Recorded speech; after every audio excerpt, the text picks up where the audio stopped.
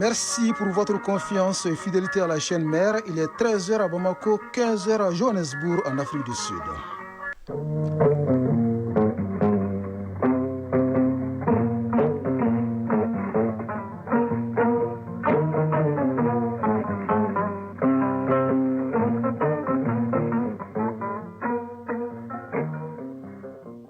Le journal Bourama Traoré.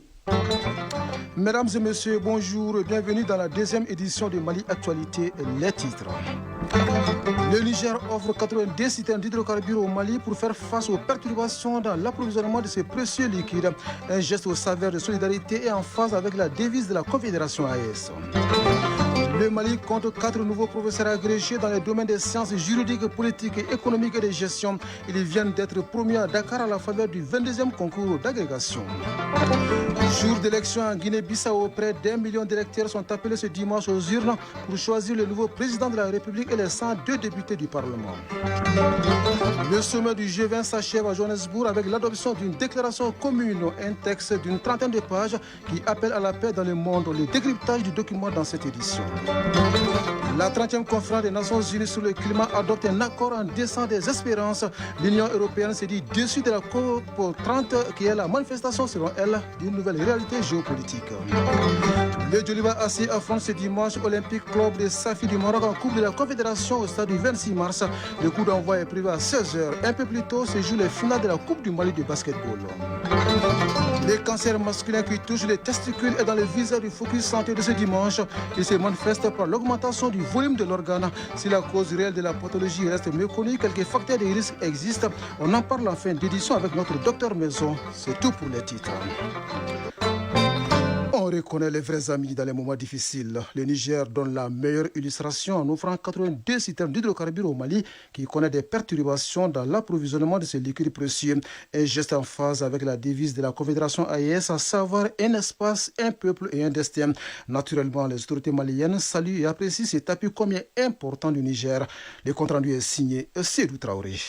C'est aux environs des 12 heures temps universel que les 82 camions citernes d'hydrocarbures convoyés par les forces de défense et de sécurité unifiées de l'AES sont arrivés à Bamako à bord de pick-up, de blindés et de motos après avoir parcouru 1400 km entre Niamey et Bamako. Les forces nigériennes ont témoigné de la solidarité du peuple nigérien envers leurs frères maliens. Au nom des plus hautes autorités de la transition, le ministre de l'Industrie et du Commerce a réaffirmé la reconnaissance du peuple malien, Moussa Alassane Diallo. Je voudrais, au nom du président de la transition, chef de l'État, le général d'armée Assimi Goïta, présenter nos sincères remerciements et exprimer toute notre gratitude au président de la République du Niger. Ces 90 citernes vont contribuer certainement à améliorer l'approvisionnement de notre pays en produits pétroliers, mais aussi et surtout à réduire les souffrances de nos populations. Il s'agit là d'un acte de fraternité, d'amitié et de solidarité du peuple du Niger envers le peuple malien. Ce geste du Niger illustre parfaitement la devise de la Confédération AES, à savoir un espace, un peuple, un destin. Monsieur le Président de la République du Niger, chef de l'État, général d'armée Abdraman Chani, votre générosité inspire les peuples de l'AES et les motive davantage à se mobiliser, à être déterminés, à assurer le destin et la souveraineté de nos peuples. Le Niger, pays reconnaissant, se souvient du soutien du Mali, notamment au moment où la CEDEAO a voulu imposer la force aux nouvelles autorités. Abou Adamou, ambassadeur du Niger au Mali. Il y a un an et quelques, quand le Niger a été menacé d'être agressé par la CEDEAO, parce que le Niger a décidé de prendre son destin en main, la CEDEAO a décidé d'agresser le Niger d'une manière violente. Le Mali s'est levé, le Burkina s'est levé, la Guinée s'est levée pour dire non à l'agression de la CEDEAO. Ça a été un moment formidable que le Niger ne m'a jamais oublié. Le Niger reconnaissant l'égard du Mali et de ses dirigeants. C'est conformément à cette gratitude que le Niger aussi a décidé à son tour de fournir d'une manière prioritaire ce carburant aux Maliens pour faire face à l'épreuve que le Mali est en train de subir. Modibo Gouro Diallo, directeur général de OMAP. Ce don vraiment vient appuyer les mesures déjà prises par le gouvernement du Mali pour renforcer la disponibilité des produits pétroliers. Cette solidarité agissante du Niger permet de raffermir davantage les liens séculaires entre les deux pays. Oui, un autre pays qui a des liens séculaires avec le Mali, c'est le Sénégal. Le Mali est honoré à Dakar à la faveur du 22e concours d'agrégation. Sur 6 candidats présentés, 4 passent au grand bonheur des universités maliennes. La liste des professeurs agrégés de notre pays se rallonge notamment dans les domaines des sciences juridiques, politiques, économiques et de gestion. Les nouveaux promus ont été accueillis hier par le ministre en charge de l'enseignement supérieur à l'aéroport international, président Modibo Keïta Sénou. Notre reporter Youssou Diaguité était également à l'accueil. Ils sont désormais 4 professeurs agrégés dans les domaines des sciences juridiques, politiques, économiques et de gestion. Ils se sont illustrés à la faveur du 22e concours d'agrégation tenu à Dakar au Sénégal. Ils sont accueillis à leur arrivée par le ministre de l'Enseignement supérieur et de la Recherche scientifique. Un motif de satisfaction nationale, professeur Ousmane Mariko, désormais agrégé en sciences économiques. Les charges sont énormes du point de vue d'abord financier. C'est aussi un investissement personnel que nous faisons. C'est également une charge du point de vue de la famille. C'est véritablement une charge énorme. Donc nous avons décidé effectivement d'aller au concours en supportant toutes ces charges. Donc c'est un fardeau. Mais nous l'avons fait pour le Mali. Le ministre Kansai a saisi l'opportunité pour les transmettre les félicitations des autorités maliennes pour avoir honoré le Mali sur la scène internationale. Professeur Brema Kansai, ministre de l'Enseignement supérieur et de la Recherche scientifique. Cette année, au départ à la première phase qui s'est déroulée ici en ligne, nous avions présenté 12 candidats.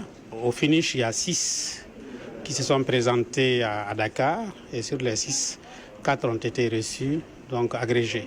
Donc il y a un agrégé en sciences économiques, un agrégé en sciences de gestion, un agrégé en droit privé et un agrégé en histoire des institutions.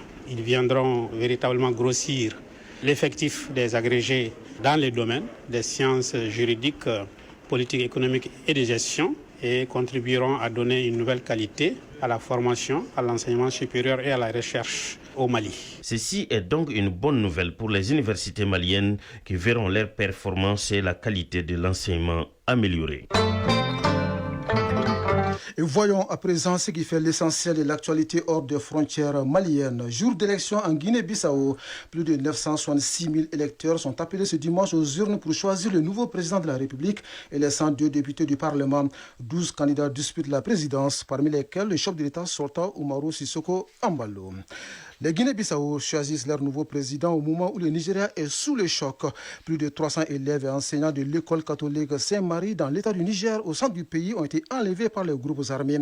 Dans les villages environnants, dont Kwana, d'où proviennent plusieurs des enfants enlevés, les familles tentent de recenser les disparus. Une opération de recherche est en cours dans la zone. Pendant ce temps, les autorités de l'état du Niger décident de fermer toutes les écoles et le déploiement des renforts militaires. Au même moment, le Fonds mondial de lutte contre le sida, la tuberculose et le paludisme récolte 11 milliards de dollars lors de son 8e sommet en Afrique du Sud. 11 milliards sous les 18 attendus, mais les chiffres pourraient évoluer car certains pays n'ont pas encore fait d'annonce. Créé en 2002, ce fonds mondial a permis de réduire le taux de mortalité combiné du sida, de la tuberculose et du paludisme de 63%. Nous restons en Afrique du Sud où le sommet du G20 s'achève ce dimanche à Johannesburg.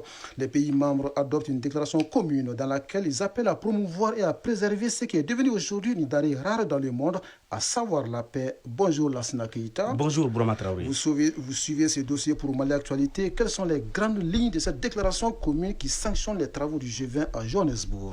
Il s'agit d'un texte d'une trentaine de pages rendu public un peu plus tard dans la journée où les pays du G20 ont appelé notamment à la paix dans le monde. Les foyers de tension à travers le monde ont dominé les débats face à l'urgence. Ils ont réclamé une paix juste, complète et durable en Ukraine, au Soudan, en République démocratique du Congo et dans les territoires palestiniens occupés. Il appelle donc les pays à s'abstenir de la menace ou de l'usage de la force pour gagner des territoires au détriment de la souveraineté ou de l'indépendance politique d'un autre État. La guerre en Ukraine a été largement discutée par les dirigeants européens en marge des travaux. Par rapport aux questions de développement et inégalités croissantes, la déclaration trouve impératif de s'attaquer aux disparités de richesse et de développement tant au sein des pays qu'entre eux. Les dirigeants ont également plaidé pour la réforme du système financier internationales afin d'aider les pays à faible revenu à faire face au remboursement de leurs dettes. Ces derniers entravent leur capacité d'investissement dans les infrastructures de santé et d'éducation. La déclaration réclame plus de transparence de la part des créanciers, y compris ceux du privé, et soutient les efforts pour instaurer des taxes mondiales minimales. Autre sujet abordé dans la déclaration, c'est la protection de l'environnement en minerais stratégiques indispensables pour la transition énergétique. Les pays du G20 cherchent à renforcer la résistance de la chaîne de valeur des minéraux critiques aux tensions géopolitiques, aux mesures commerciales unilatérales en violation des règles de l'OMC, aux pandémies et aux catastrophes naturelles. Bourama Traoré, la question climatique n'a pas été épargnée dans le document qui a mis un accent sur les inégalités en matière d'accès à l'énergie, en particulier en Afrique. Les pays ont appelé à accroître, sécuriser et diversifier les investissements vers des sources d'énergie durables. Merci Lansana Keita pour ce décryptage. Comme beaucoup d'autres chefs d'État, il a également participé à ce sommet du G20.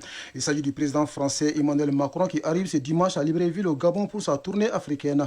Il y aura un entretien bilatéral avec le chef de l'État gabonais Brice Clotaire Oligui Nguema. L'environnement est un secteur que la France tente d'investir avec le soutien à la création d'une école de formation contre la criminalité environnementale dans son ancienne base militaire. Les deux dirigeants inaugurent demain lundi le nouvel institut français dans la perspective de faire évoluer aussi la coopération culturelle. Côté gabonais, l'accent est mis sur la souveraineté du pays qui veut également redéfinir ses relations extérieures autour des principes de respect mutuel et de coopération équilibrée selon un communiqué de la présidence gabonaise. Pendant ce temps, la Russie livre 2 chasseurs Su-57E à l'Algérie, marquant ainsi la première exportation d'un avion de combat de 5e génération autre que les F-35 américains. L'Algérie devient ainsi le premier pays arabe et africain à bénéficier de ces avions russes ultra modernes, ce qui lui garantit une supériorité aérienne régionale. L'annonce a été faite cette semaine à l'occasion du salon aéronautique de Dubaï. Selon un responsable russe représentant les fabricants, ces 2 avions ont non seulement été livrés, mais sont aussi entrés en service opérationnel et démontrent leur meilleure qualité. Alger en avait commandé 14. La sécurité, on en parle encore avec l'émir du Qatar qui était vendredi en République démocratique du Congo pour sa première visite. Une visite qui était officiellement censée centrer sur le partenariat bilatéral, même si la question du processus de paix dans l'est du pays a bien été évoquée. 6 accords de coopération ont été signés. Ils portent sur les domaines tels que la coopération juridique, l'exemption des visas pour les détenteurs des passeports diplomatiques et spéciaux, l'aide humanitaire, la jeunesse et le sport. Un autre accord prévoit la tenue de consultations politiques régulières entre les deux diplomaties. De la diplomatie à l'environnement, pour dire que la 30e conférence des Nations Unies sur le climat à Belém au Brésil se termine sur un accord jugé en deçà des espérances. Les 197 États sont juste parvenus à trouver un équilibre entre les mesures visant à réduire les émissions de gaz à effet de serre et le financement de la lutte contre le changement climatique. Bonjour Mohamed Sangaré. Bonjour Bourama Traoré. Comment les observateurs internationaux jugent l'accord final issu de la COP30? Le monde a fait un geste symbolique supplémentaire vers l'atténuation du changement climatique, mais il est largement insuffisant pour garantir l'objectif de 1,5 degré Celsius et éliminer les ravages du dérèglement climatique. Après la signature hier d'un accord parachevant 2 semaines de négociations à la COP30 à Belém au Brésil, les 194 pays réunis à l'exclusion des États-Unis qui n'avaient pas envoyé de délégation ne sont en effet parvenus qu'à une déclaration non contraignante sur l'énergie.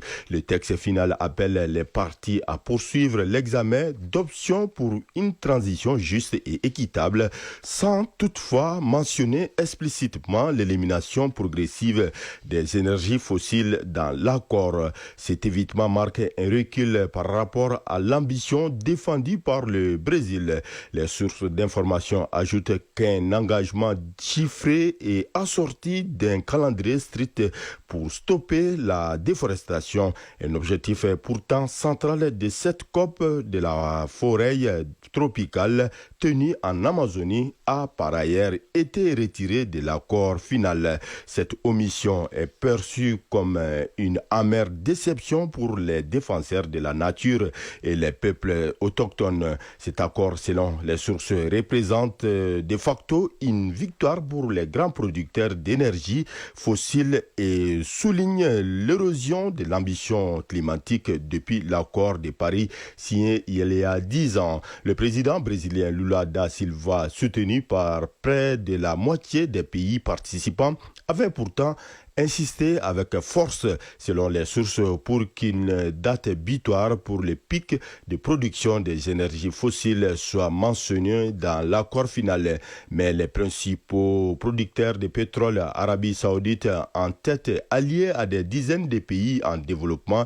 s'y sont vivement opposés. Cette impasse représente indéniablement une victoire pour le bloc des États pétroliers, dont la position a été renforcée par la montée des mouvements climato-sceptiques qui déferlent actuellement sur le monde. Les signataires se sont tout de même engagés à tripler la capacité mondiale d'énergie renouvelable d'ici 2030 et à doubler le taux d'efficacité énergétique d'ici 2030, réaffirmant ainsi des engagements antérieurs. Ils se sont également engagés à instaurer un dialogue sur les mécanismes d'ajustement carbone aux frontières suite aux critiques formulées par la Chine à l'encontre de la taxe carbone mise en œuvre par l'Union européenne. Brahma Traoré. Merci Mohamed Sangaré pour toutes ces précisions. La suite de ce journal dans un instant.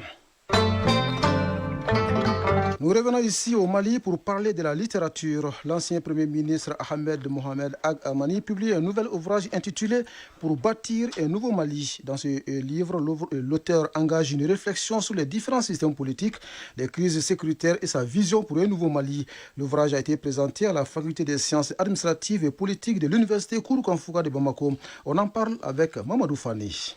Dans cet ouvrage intitulé « Bâtir un Mali nouveau », paru cette année, l'ancien Premier ministre Ahmed Mohamed Ag Amani nous plonge dans une réflexion sur le parcours du Mali, les différents systèmes politiques, les crises sécuritaires qui se sont succédées, mais aussi sa vision du Mali nouveau. Il met aussi l'accent sur les options de développement adaptées à nos réalités maliennes. Ahmed Mohamed Ag Amani, auteur. J'avais le souci d'apporter une contribution modeste dans l'effort de reconstitution de l'histoire vraie, réaliste, contemporaine de notre pays. Il ne s'agissait nullement pour moi de vouloir donner des leçons à qui que ce soit. Au contraire, mon ambition était surtout. La présentation de ce livre a été un véritable moment de partage d'expérience de sa longue carrière avec les étudiants de la Faculté des sciences administratives et politiques de l'Université de Bamako. Un moment tant souhaité par les autorités de cette université. Professeur Cheikh Amala Touré, doyen de la Faculté des sciences administratives et politiques de l'Université Kourou Kanfouga de Bamako.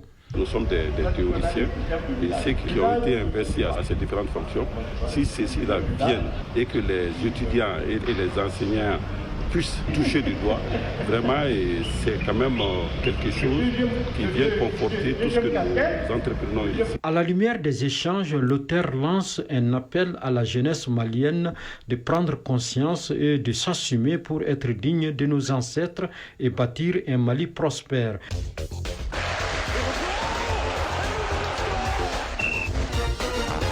Le stade malien de Bamako concède le match nul 0 partout à Tunis contre l'Espérance sportive. C'était hier dans le cadre des premières journées des matchs de poule de la Ligue des Champions. En Coupe de la Confédération, le Djoliba AC affronte ce dimanche Olympique Club de Safi du Maroc à 16h au stade du 26 mars.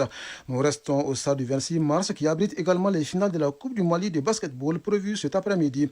La synthèse de l'actualité sportive porte la signature de Famourou Djourti.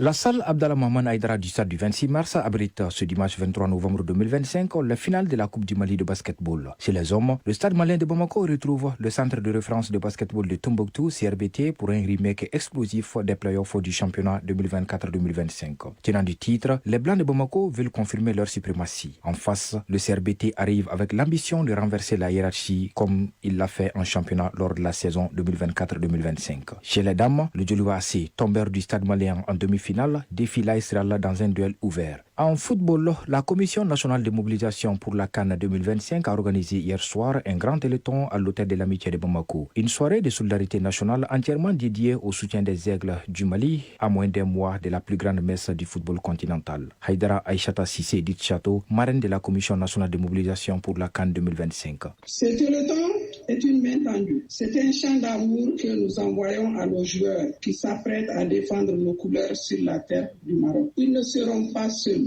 car à chaque pas, à chaque action, à chaque ballon touché, ils doivent sentir que tout un peuple les suit, que tout un peuple les soutient. Je vous invite tous et toutes, Maliens de l'intérieur et de la diaspora, à écrire ensemble cette nouvelle page de notre histoire sportive. Abdul Kassim Ibrahim Fomba, ministre de la Jeunesse et des Sports chargé de l'instruction civique et de la construction citoyenne. Nous sommes à 150 289 700 francs.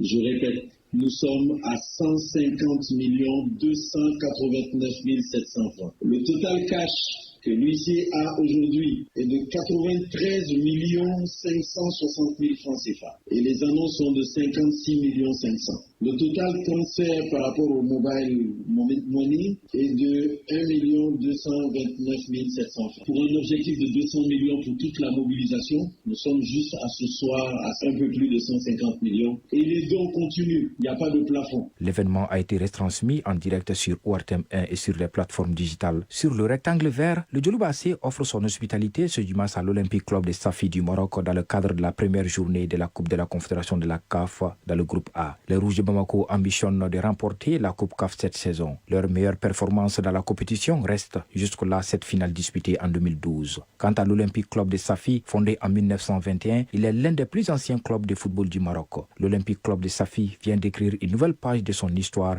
en se qualifiant pour la première fois à la phase des poules de la Coupe de la Confédération de la CAF après avoir éliminé au tour préliminaire l'AS Nigélec du Niger et le Stade tunisien. Quant aux Rouges du Djoliba, ils ont barré la route aux Nigérians d'Abia Warriors et l'USFA du Burkina Faso. Le coup d'envoi de la rencontre Djoliba AC Olympique Club Safi du Maroc est prévu à 16h au stade du 26 mars. Par ailleurs, match nul 0-0 hier entre l'Espérance sportive de Tunis et le stade malien de Bamako au compte de la première journée dans le groupe D de la Ligue des champions de la CAF.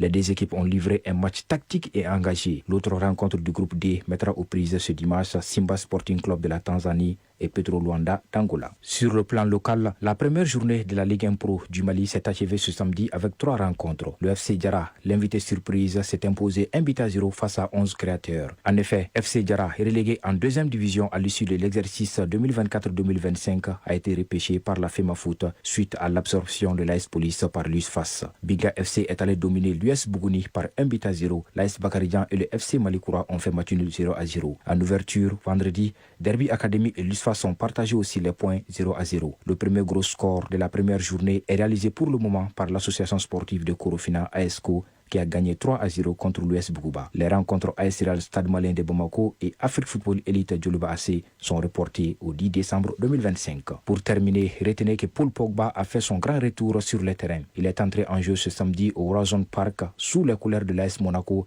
après plus de 2 ans d'absence pour blessure, suspension, période sans club et autres péripéties douloureuses. Focus Santé. Dans les rendez-vous hebdomadaires de la santé, on s'intéresse aujourd'hui au cancer masculin qui touche leur kit, si vous voulez, les testicules. Il se manifeste par l'augmentation du volume de l'organe. Les patients ne sentent aucune douleur. La cause réelle de la pathologie reste méconnue, mais quelques facteurs de risque existent, parmi lesquels le traumatisme et la malformation de la partie concernée de l'appareil génital de l'homme. D'autres détails à noter avec Koumba Sissi. Si Octobre Rose est dédié au cancer féminin, Novembre Bleu est aussi consacré à la sensibilisation et au dépistage des cancers masculins.